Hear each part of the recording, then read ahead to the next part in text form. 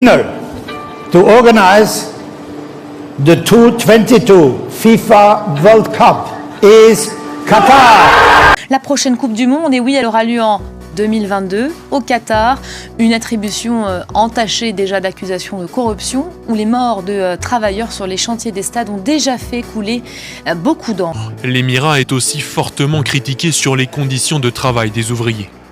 En 2021, le quotidien britannique The Guardian assure que 6500 personnes sont mortes sur les chantiers qataris. Les ouvriers, indiens, pakistanais ou népalais pour la plupart, vivent dans des conditions qui s'apparentent selon le journal à de l'esclavage moderne. Je travaillais sans interruption de 4h du matin jusqu'à 23h. Quand on demandait une pause, un officiel de la compagnie nous demandait si nous étions venus là pour manger ou pour travailler. Regardez, je ne peux pas la bouger. De travail, les travailleurs migrants ont été délaissés. Des centaines qui vivent dans ce genre de dortoir, sans eau, sans électricité. Il n'y a pas de clim, on parle 50 degrés de chaleur, pas de nourriture. Et les travailleurs migrants sont...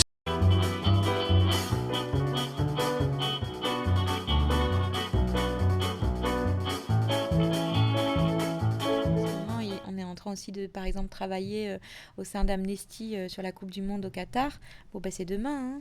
Et l'idée, c'est qu'il faut que tout le monde sache que derrière ce show qu'ils vont regarder à la télévision, il y a des milliers de morts qui se sont escrimés à construire ces stades et dont les droits humains sont violés quotidiennement. Enfin, ces stades ou ces infrastructures ou je ne sais quoi. Je ne suis pas très branchée Coupe du Monde. Et justement, je voulais justement en parler un petit peu quand même de cette Coupe du Monde au Qatar, parce qu'Amnesty en parle beaucoup. Je vois beaucoup ces derniers temps, enfin même depuis des mois, hein, il n'y a pas que récent, mais c'est vrai que là ça approche. Donc oui, pour rappeler un petit peu, c'est qu'il y a des migrants qui sont exploités. Donc leurs salaires, des fois, ne sont pas donnés, ils sont exploités, leurs passeports sont confisqués, il y a eu beaucoup d'accidents, beaucoup de morts, etc. Donc il y a un appel en fait à boycotter la Coupe du Monde. Alors à boycotter pour les spectateurs, c'est-à-dire on dit aux fans de foot, on leur dit ne regardez pas la Coupe du Monde.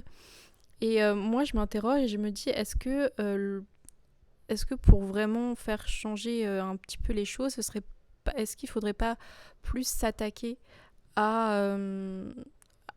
gens au-dessus, c'est-à-dire aux footballeurs, à la FIFA, je crois que c'est ça l'organisme qui organise ça, s'attaquer justement à ces gens-là, leur faire des sanctions, parce que les spectateurs...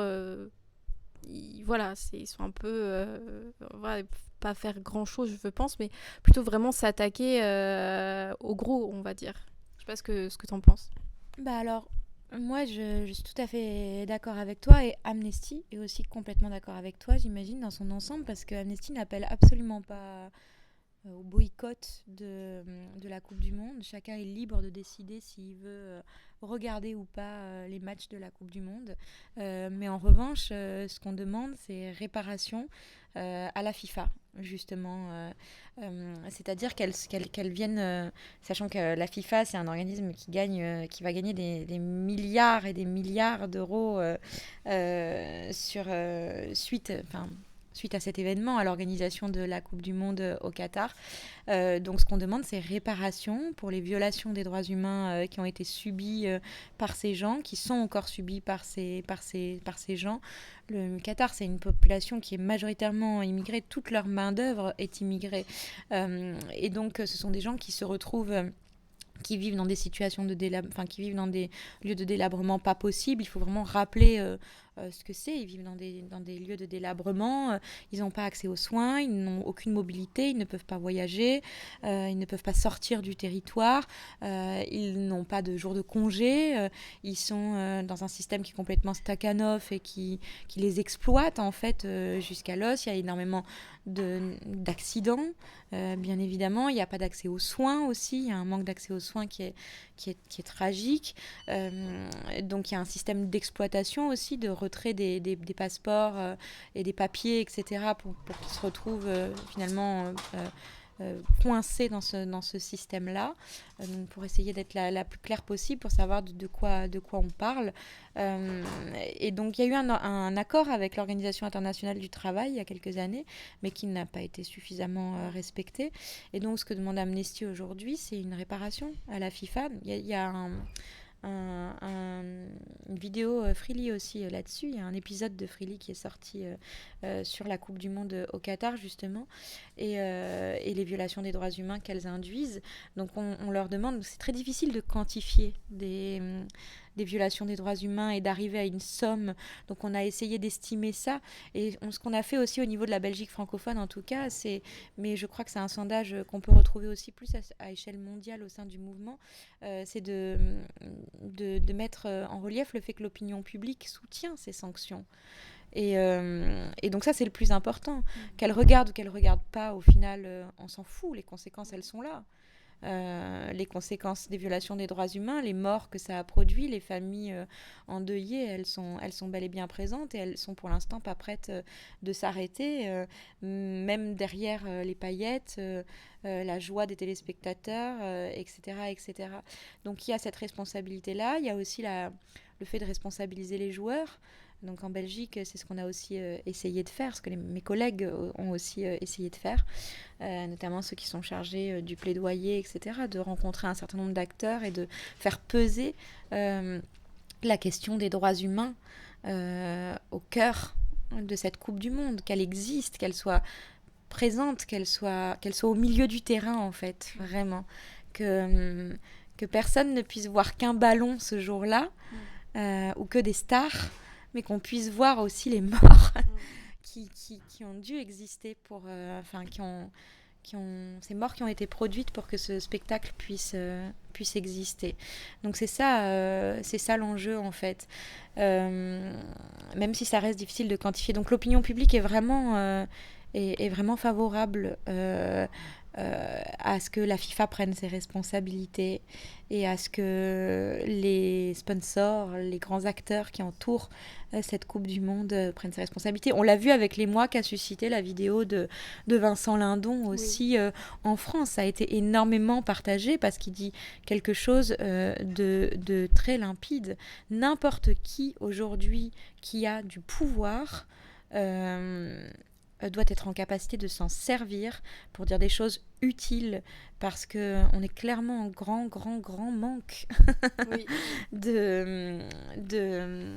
Il y a une tendance à la dépolitisation, à l'éloignement, au lissage de ses opinions profondes, de son humanité profonde pour faire carrière, pour plein de raisons différentes.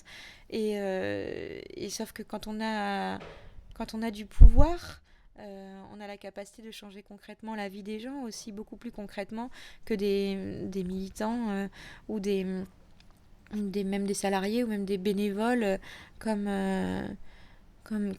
moi ou d'autres qui vont peut-être avoir un impact, mais sur un temps très très très long. Alors que ces gens-là, ce sont ces joueurs de foot, ces comédiens comme Vincent Lindon, etc. Ce sont des catalyseurs, des symboles de la force positive que peut avoir le monde à travers leur pouvoir. Or, aujourd'hui, les footballeurs ne s'en servent pas encore suffisamment, et le silence autour de cette Coupe du Monde reste trop assourdissant.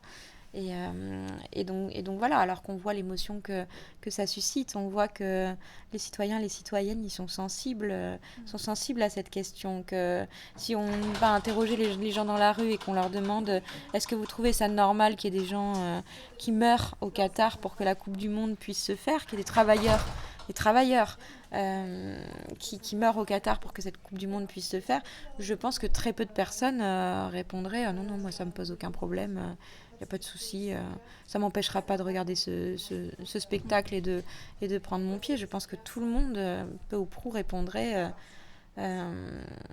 c'est tragique, il faut trouver les responsables, quoi.